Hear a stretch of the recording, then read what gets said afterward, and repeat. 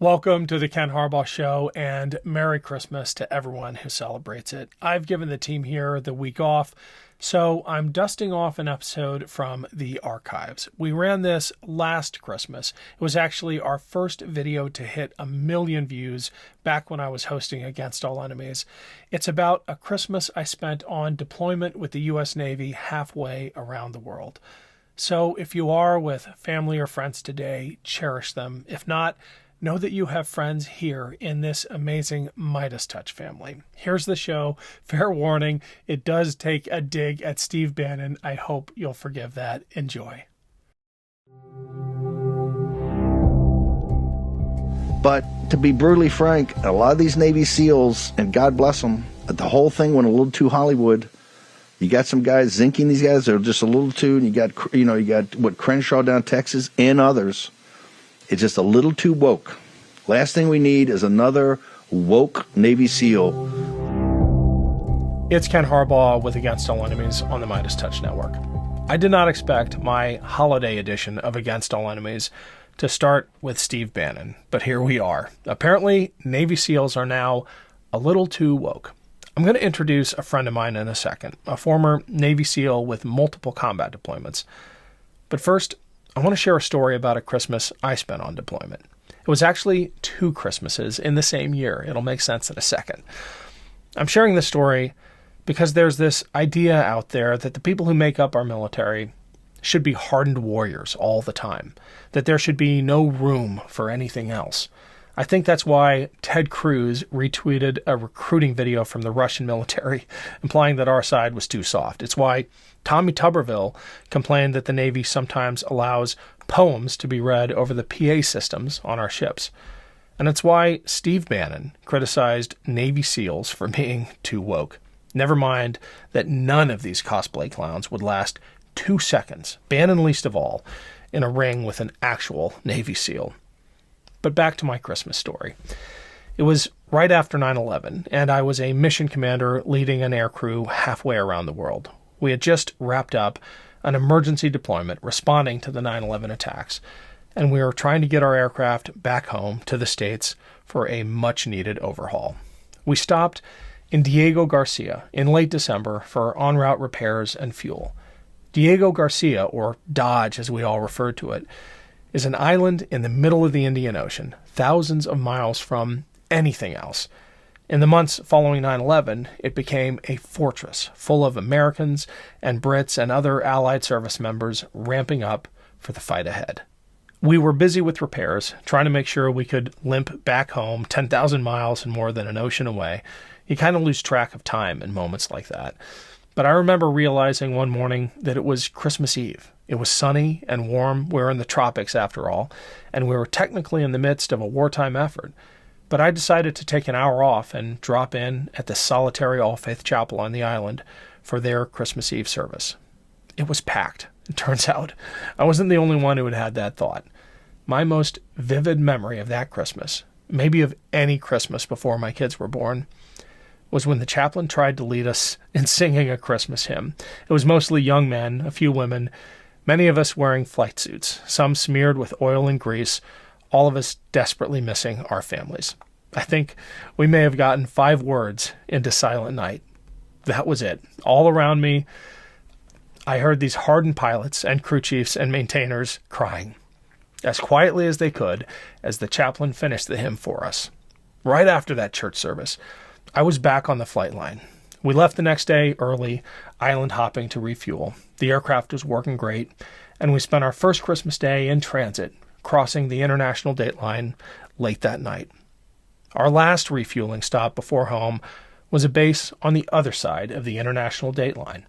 My crew was exhausted, and we settled into the barracks to get some rest before the last leg home. I realized it was Christmas again. Crossing the date line had set the clock back a full day. So I had my second Christmas in as many days. Nothing was open, and dinner that night was a candy bar I had saved.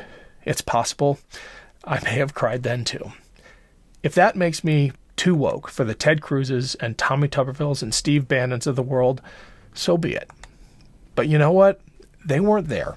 They weren't on Diego Garcia in the wake of 9/11, trying to get a crew safely home.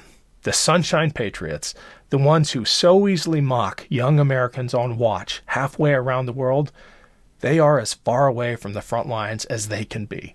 Ted Cruz couldn't even manage a tough winter in Texas. If being sensitive to the reality of loss and loneliness that defines a life in uniform makes me and those I served with too woke, fine, I'll own it. Caring about the people around us actually makes our military stronger. Diversity makes our military stronger. Thoughtfulness makes our military stronger. So, if you could, take a moment this holiday to think about all of those on watch halfway around the world so that people like Steve Bannon can have the freedom to say idiotic things about the service and sacrifice of others. And now, because Steve Bannon specifically called out Navy SEALs for being too woke, I want to share part of a conversation I had with Brett Jones, one of the toughest people I have ever encountered. He is also the first openly gay member of the SEAL teams, and twice the person Steve Bannon will ever be. Brett deployed to combat zones more times than I can count, and I guarantee that if he had been in that chapel with me back on Diego Garcia, he would have been crying too. Here he is, talking about pushing back against the meanness and cruelty that has come to define the politics of people like Steve Bannon. I feel like that, the hurting of people, has become a part of our politics lately in a way that it wasn't before. Cruelty seems to be the point when former President Trump mocks a disabled person or talks about roughing suspects up, putting them into police cars. Those lines get the loudest applause at his rallies. Something seems to have gone off the rails in a party that celebrates the cruelty for cruelty's sake. How do you react? Well, obviously, I don't like that, right? I don't. It's no secret. I didn't vote for Trump, and and he is certainly not a statesman. And I think that, I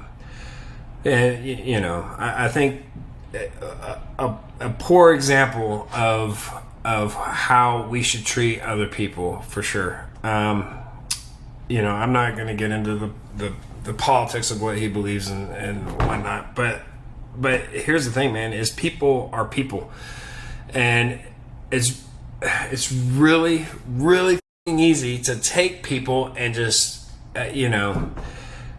our brains, I feel like, are probably triggered more towards that negative, like, it's really easy to dislike somebody. It's really easy to hate somebody. It requires no work, and it weighs on you, and then it's a cancer. It grows, and then it morphs into other things. It's really hard to understand and try to relate and show compassion to people. That's fucking work. That's really fucking hard work. And when I see people like that, I'm like, I guess that I don't think they're ready for that kind of work yet. Yeah. There's this great Brene Brown quote. She says, "It's hard to hate up close." And I have to believe that one of the defining features of those islands of blue and seas of red, as you described Huntsville, is the fact that there is more diversity. There is more education. You're surrounded by people who challenge your preconceptions. Does that hold? Yeah, well, I mean, yeah, absolutely. I think that one of the things that I love about, I feel like diversity is one of those things that just adds color to the world. And because if I grew up in an environment where beliefs were supposed to be the same, right? And those beliefs and those ideals and those ideas became very boring to me, and not like it just felt stale. And as I got older and was introduced to different types of people and different views and religions, and even though I might not agree with some of them, it brought color into my life. And I believe that there's a place and a conversation here for everyone, right? And I didn't vote for Trump. What do you make of his? I mean, it's almost like he's impersonating Mussolini or the strong men of eras past in the way he carries himself, in the way he bullies those who stand up to him. And I'm asking you as a Navy SEAL. We don't get Navy SEALs on this show all the time, but you have to have a pretty insightful perspective on toxic masculinity, having been at the tip of the spear of America's national defense. So I think you said it right there. I watched the whole like every American did, and I was like, wow, man, this guy is the definition of a bully. And I think the thing that fuels a bully is when it works, right? When you do something and you use shame or insults or whatever the case is as a tool to get what you want, and then it works. It's like, well, damn, that just adds to that ego or that that bullies live off of. It's Ken Harbaugh. Quick break here to let you know that we'd love to hear from you. Your comments, suggestions, thoughts about future topics and guests. Email us at info@thekenharbaughshow.com, and make sure to rate and review us on iTunes or wherever you get your podcasts. Thanks, and back to the show. These weird demonstrations of virility, as Ruth Ben-Ghiat would call them, didn't just work for Trump. They infected the entire Republican Party. I mean, you have people like Josh Hawley, who I don't think anyone should take manliness lessons from. He's the guy who fist pumped the insurrectionists on January 6th, right? He's writing a book about how to be a real man. I mean, this has become a trope on the right. How does something like this happen, and how do those of us who see through it call it out? Well, I think just like that, right? Like you do obviously see through it, and you are calling it out, right? And that's what it is. It's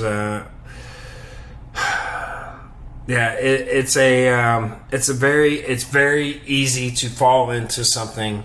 It's very easy to get angry at something that you don't understand. That's human nature, right? Like, oh, I don't understand that person over there because they mow their yard on Tuesdays instead of the weekends. Who the f- does that? What is that? I don't understand that. They're a shitty neighbor. Like, it's just easy to categorize things you don't understand into I don't like. Thanks, everyone. That was a reprise of our Against All Enemies episode from exactly a year ago. I'll put the link to the full interview with Brett below. It may be a year old, but it really holds up. I hope all of you are holding up too. I know the holidays can be stressful. I am incredibly thankful for all your support. Merry Christmas, everyone.